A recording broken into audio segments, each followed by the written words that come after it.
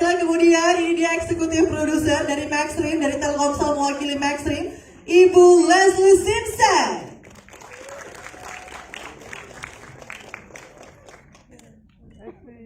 Kemudian perwakilan dari Vibe, Bapak Joto Soeksan.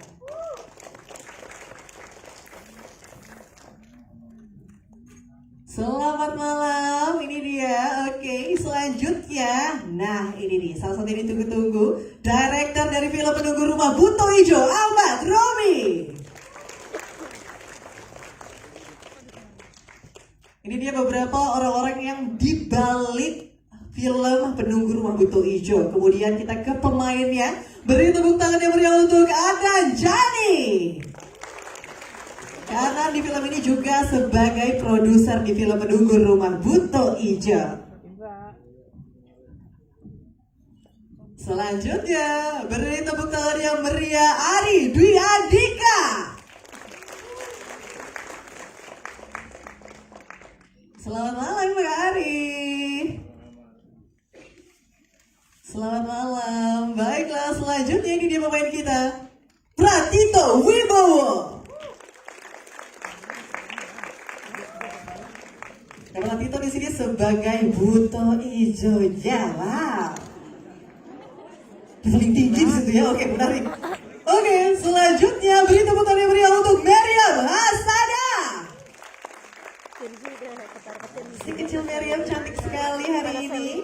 Mungkin boleh say hi ke teman-teman media yang hadir.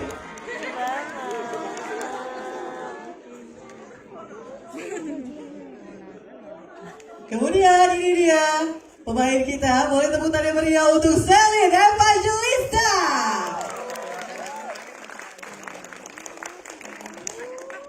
Yang ditanya itu lagi.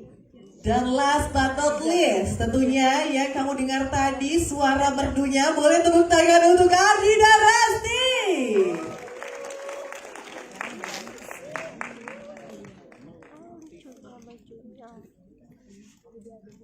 Boleh teman-teman, boleh tepuk tangan untuk film Penunggu Rumah Buto Ijo. Oke, untuk all the cast dan juga filmmaker dari Penunggu Rumah Buto Ijo, boleh silakan untuk duduk untuk teman-teman. Nanti kita akan ada sesi foto terlebih dahulu ya sebelum menyelesaikan sesi talk show kali ini. Tapi nanti sekarang kita akan ngobrol-ngobrol oleh all the cast dan juga filmmaker untuk film Penunggu Rumah Buto Ijo. Wah, sudah excited tentunya ya, bukan cuma cast dan juga filmmakernya aja yang excited, tapi teman-teman juga pasti sudah excited. Untuk pertanyaan pertama kita ke Mbak Leslie dulu kali ya. Selamat malam Mbak Leslie. Dari Telkomsel yang mewakili Maxstream Studio, mungkin bisa disapa dulu teman-teman media yang sudah hadir hari ini. Terima kasih kepada semua teman-teman media yang hari ini sudah meluangkan waktu untuk menghadiri, mendukung film Indonesia. Sekarang lagi bagus-bagusnya ya, film Indonesia masuk ke 2026 dengan tahun yang baru. Kita memiliki semangat yang baru untuk mendukung karya-karya anak bangsa. Dan di saat yang bersamaan kami juga ingin dari Telkomsel mewakili Maxstream Studios untuk berterima kasih kepada seluruh cast, kru, produser, eksekutif produser, director, cast, semuanya karena telah bekerja sangat keras. Ini pertama kalinya kita melihat horor yang untuk keluarga, dan yang sudah pasti untuk tanggal 15 Januari yang akan datang ini kita sangat berharap kalau semua akan menepati janji untuk nonton di bioskop, karena kalau tidak menepati janji akan ada konsekuensinya sesuai dengan filmnya. Terima kasih semuanya, tolong mendukung. Terima kasih. Oh, itu dia. Tapi sebelumnya kita tanya dulu nih ke Mbak Leslie. Mbak Leslie, kira-kira apa sih alasan terbesar dari Maxstream Studio yang berkolaborasi dengan kreator media dalam memproduksi film Penunggu Rumah Buto Ijo ini? Mungkin boleh di-share ke teman-teman media yang hadir hari ini? Mungkin dari Telkomsel di saat Maxstream mendapatkan diskusi dengan Mas Gandhi, tentunya di saat mengobrol-ngobrol, dan jarang banget ada produser yang sangat passionate untuk membawa sebuah cerita keluarga ke dalam horor. Nah, itu adalah sesuatu yang sangat ada value-value-nya, tentunya ada pelajaran-pelajaran yang di dalam jalan cerita ini. Dan kami senang banget karena ada juga karakter yang rasanya untuk generasi sekarang ini perlu mengetahui mengenai Timun Mas. Nah itu yang akan diangkat juga. Saya tidak mau menceritakan terlalu banyak dari jalan ceritanya, tapi yang sudah pasti kami ingin mendukung karya-karya anak bangsa dan harapannya seluruh masyarakat juga akan melakukan hal yang sama untuk nonton ke bioskop tanggal 15 Januari ini. Oke, thank you so much Mbak Leslie. Oke, kita menuju ke sebelahnya. Di sini sudah ada Bapak Yotoso Eksan dari Vibe. Mungkin teman-teman udah familiar ya dengan Vibe, minuman beralkohol. Tapi pasti bertanya-tanya nih, Pak, mungkin bisa diceritakan sedikit awalnya bisa terlibat dalam film Penunggu Rumah Buto Ijo ini, silakan. Saya mengenal Mas Gandhi belum lama, namun saya mengenal dia dan dia menceritakan film ini. Bagaimana dia passionnya terhadap film industri maupun dia punya detailsnya, dia menceritakan dia pembuatan film ini sangat membuat saya terinspirasi dan ingin mendalami lebih lagi. Akhirnya saya berkolaborasi dengan Mas Gandhi, sangat talented. Wow, boleh tepuk tangan untuk Maxrim dan juga Vibe tentunya tentang support dari film Penunggu Rumah Buto Ijo. Kita ke sutradara dari film Penunggu Rumah Buto Ijo sekarang ya, yaitu Mas Ahmad Romi. Selamat malam Mas, mungkin bisa di-share ya ke teman-teman semuanya. Mungkin awalnya film ini menjadi film yang berbeda, itu apa sih treatment dan pengarahan kamu sebagai sutradara? Ini kan warna baru ya untuk perfilman Indonesia karena mengangkat legenda gitu. Silakan mungkin ke teman-teman media. Ya, awalnya Gandhi hubungi saya untuk menawarkan film Buto Ijo ini. Saya lumayan wow, ini keren banget ya, maksudnya mitologi gitu ya. Terus ini bukan hantu yang pada umumnya gitu. Kita mencoba mengangkat jin yang based on dulu tuh Timun Mas, mungkin teman-teman yang tahu cerita tentang Timun Mas. Terus aku lihat, oh ceritanya tuh bisa dibilang cukup sederhana, tapi bagaimana cara mengimplementasikannya tuh akhirnya dengan treatment khusus yang mungkin nggak bisa dibocorin. Nanti nonton sendiri gitu. Udah pada nonton ya. Tadi dari filmmaker kita untuk film Penunggu Rumah Buto Ijo, kita ke pertanyaan berikutnya ke penyanyi soundtrack dari film ini yaitu Ardina Rasti. Halo Kak Rasti. Halo, selamat sore menjelang malam semuanya. Selamat sore menjelang malam. Mungkin Kak, bagaimana nih awal mula terbuatnya lagu ini dan awal mula ditawari untuk mengisi soundtracknya? Kira-kira apa sih makna yang terbesar dari lagu ini untuk film Penunggu Rumah Buto Ijo? Mungkin bisa di-share ke teman-teman semua? Kalau teman-teman di sini milenial juga kayak aku, mungkin tahu kalau aku nyanyi itu biasanya lagunya pop yang ceria. Dan di sini Gandhi menawarkan aku untuk soundtrack, di mana menurut aku lagunya sangat dalam, terus benar-benar sesuai banget dengan jalan ceritanya juga dari film Penunggu Rumah Buto Ijo. Dan pada saat kita mengeksekusi lagunya, ternyata dari semua pihak juga suka. Jadi alhamdulillah banget. Semoga teman-teman yang ada di sini juga bisa menikmati lagunya seperti menikmati filmnya juga. Thank you so much Kak Rasti. Nanti juga akan ada special performance jam 7 malam loh Kak Rasti, luar biasa sekali. Kita ke pemain selanjutnya. Di sini ada Kak Ari Dwi Andika dan juga Kak Adnan. Mungkin dari pemain ya, as a actor. Apa kedekatan kalian dengan cerita ini dengan kehidupan sehari-hari? Mungkin gantian. Silakan mungkin Kak Ari dulu. Selamat malam semuanya. Cerita Buto Ijo ini sungguh-sungguh cerita yang fresh banget karena ini sangat pertama diangkat dari cerita rakyat Timun Mas, dan ini merupakan menurut aku juga horor yang fresh banget yang di 2026 ini. Semoga bisa menghibur, semoga bisa menjadi tontonan yang menarik buat para keluarga. Silakan Kak Adnan. Oke, kalau relate-nya sama kehidupan sehari-hari, sebenarnya ini film tentang konsekuensi. Jadi apapun yang kita lakukan, apapun yang kita pilih jalannya atau melakukannya, di situ ada konsekuensinya. Kadang-kadang konsekuensinya jadi horor. Gitu. Oke, thank you so much Kak Ari dan Kak Adnan. Ini salah satu pemain juga ada di ujung sebelah sana, sebelah kiri. Pemeran Buto Ijo, ada Kak Pratito Wibowo. Halo Kak. Kira-kira bagaimana di pengalaman menjadi sosok Buto Ijo? Kira-kira kesulitan yang kamu alami selama syuting apa aja sih? Kesulitan.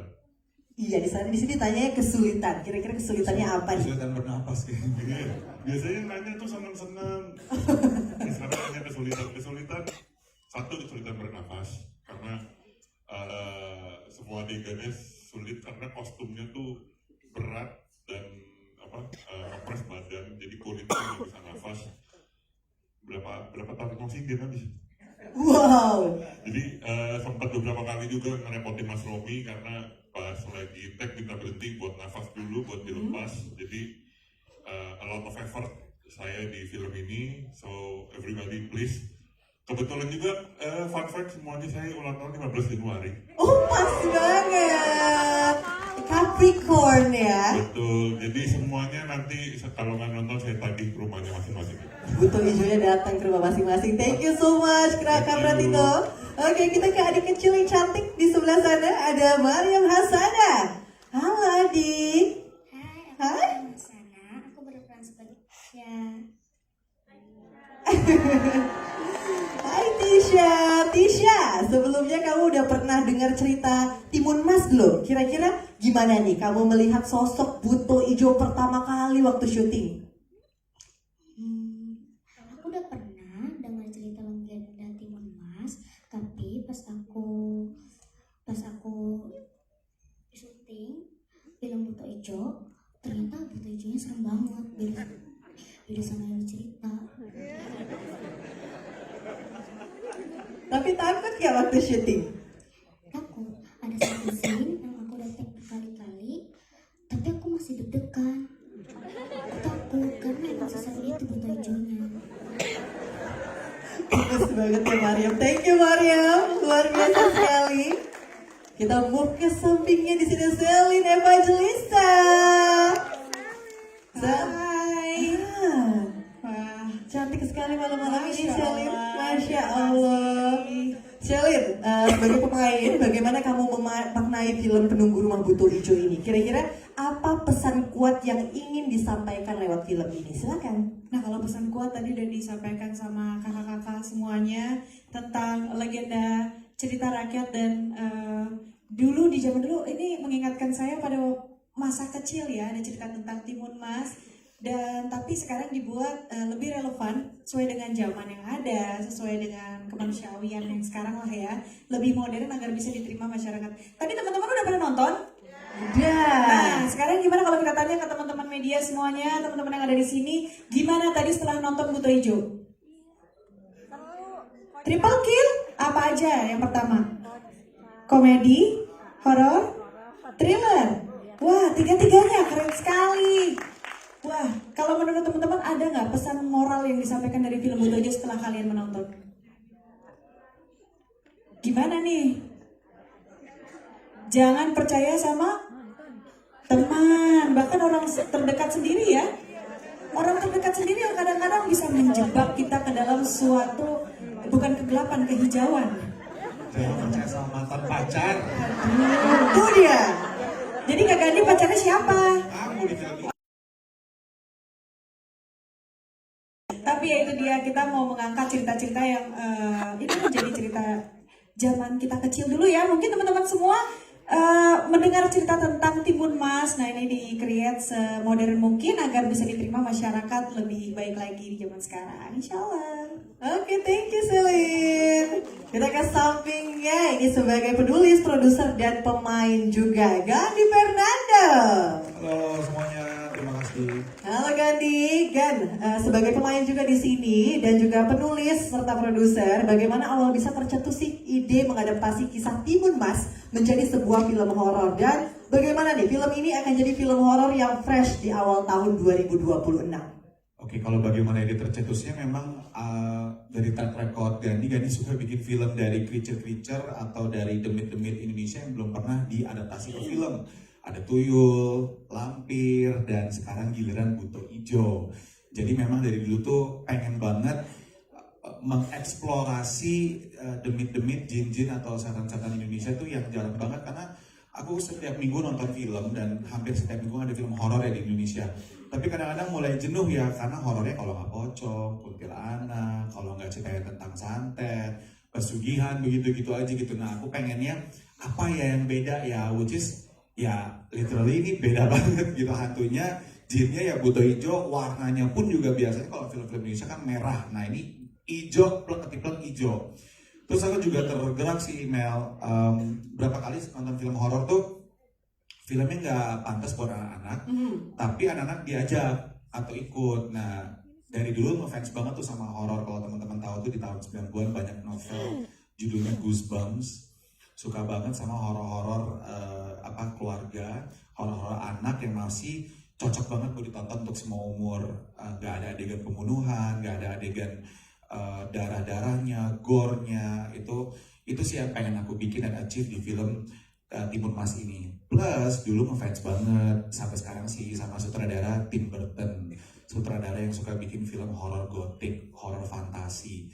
Nah makanya dengan IP Timun Mas dan Buto Ijo ini gimana ya caranya dan bisa ketemu sama penonton yang modern, penonton zaman sekarang. Makanya menggabungkan elemen-elemen itu, elemen dari horor keluarga, elemen dari fantasi, dari jin yang berbeda, dan masukin konten kreator zaman sekarang kan, zaman now banget nih, Gen Z banget gitu. Jadi makanya mencari elemen. Plus aku pas nulis ini dulu pas COVID, nulis skenario-nya,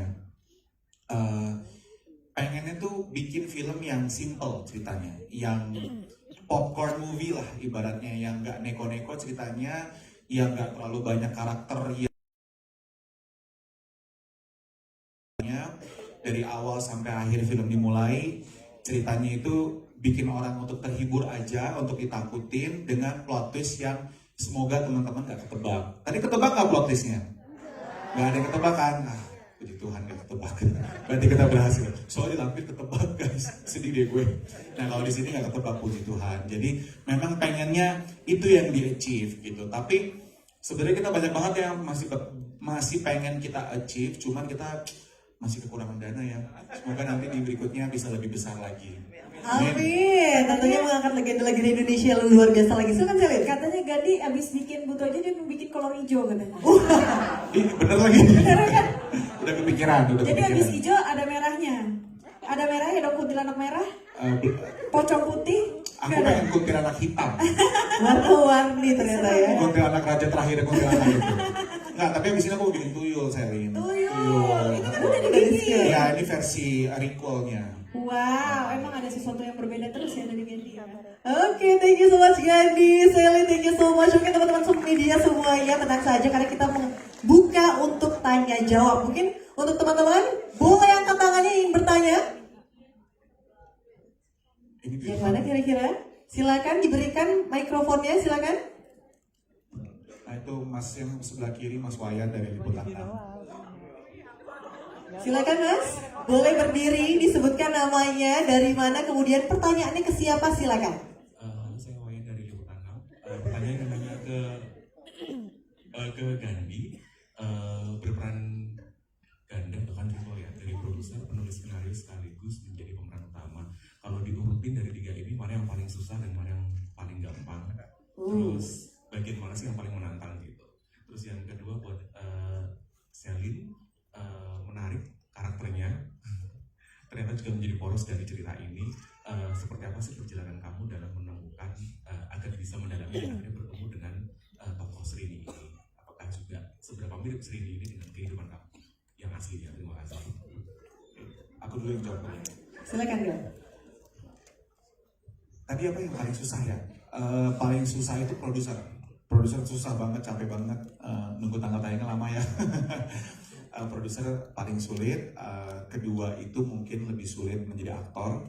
Yang paling terakhir penulis skenario, karena penulis skenario itu kita di dalam dunia kita sendiri di kamar. Dan fun fact aku karena pas zaman COVID itu tidurnya nggak beraturan banget, aku nulis skenario ini tuh di atas jam 12 malam terus, jam 3, jam 4, dan itu lumayan bikin merinding sih. Jujur ini nggak ngada-ngada ya, ini memang benar-benar bikin aku sempat takut waktu itu pas nulis ini. Kalau misalkan untuk pemain sih nggak terlalu sulit buat di film ini untuk aku ya, karena kebetulan aku konten kreator juga. Jadi aku memang menulis ini dia untuk gue, untuk gue yang main gitu. Jadi gak terlalu punya hal-hal yang terlalu sulit sih untuk di film ini. Untungnya tiga job desk ini tuh dilakukan dengan waktu yang berbeda-beda. Nulis sendiri, acting di lapangan itu, meskipun aku produsernya, tapi saat di lapangan itu udah ada yang ngurusin. Ada Adnan, ada produser-produser lain, ada Romi sutradaranya, ada unit manager, ada produser Lini, ada location manager. Jadi aku terima beres di lokasi syuting. Fokus sebagai pemain aja. Baru setelah selesai syuting menjadi pemain, baru kembali lagi jadi produser untuk memproduksi dan mendistribusikan filmnya. Itu sih urutannya. Luar biasa sekali. Sekarang kita ke Selin, silakan Selin. Iya, kalau kesulitan untuk berperan pastinya dari setiap film dan setiap karakter punya kesulitan sendiri-sendiri ya. Ada kesenangan juga yang membuat aku bisa mendalami peran. Alhamdulillah karena dibantu banyak tim-tim yang di lapangan untuk saling sharing dan mendalami peran ini sendiri. Dan terlebih lagi kan ini cerita tentang legenda yang di zaman dulu ada dongeng ya. Dan aku termasuk anak kecil zaman dulu yang ngerti tentang cerita ini dan alhamdulillah. Perannya di dalam film ini dibikin sesederhana mungkin tapi kena nyelekit gitu. Jadi memang untuk membangun chemistry ini sendiri dibangun ke Gandhi dan dibangun sutradara juga di lapangan. Masya Allah teman-teman juga semuanya yang ada di lokasi saling mendukung dan saling mensupport agar lebih dalam lagi. Tapi untuk karakternya dibikin sederhana aja karena yang penting dapat maknanya dari film ini dan dapat dari pesan-pesannya juga menyampaikan ke penonton. Oke, thank you Gandhi dan juga Selin. Kita masih buka pertanyaan, boleh? Langsung saja angkat tangannya untuk teman-teman. Saya waktu kita diberikan mikrofonnya. Muter, mana mikrofonnya? Mana mikrofonnya? Oh, di sebelah sana. Silakan. Nah, itu dia. Silakan disebutkan nama, dari mana, dan pertanyaannya untuk siapa, satu pertanyaan saja, silakan. Oke, thank you. Gue Lolo dari The Star. Buat Gandhi, gue salut dengan lo, kayaknya soul banget dengan lo jadi sebagai aktor ya. Kayaknya mungkin karena lo melihat film-film horor itu yang rasa ketakutan, rasa teriak-teriak, ngos-ngosan. Tapi buat lu nih real sebagai laki-laki ya, karena laki-laki tuh gak bertakut, walaupun ada rasa takut. Nah, gue ngeliat lu nih acting bagus. Yang gue lihat kayaknya badannya kurang ya, karena suasananya hanya di situ-situ aja. Apakah karena itu filmnya belum full? Kalau gue lihat sih filmnya nggak full, masih ada kayaknya acting lain yang belum dibuat. Karena pertama lokasi.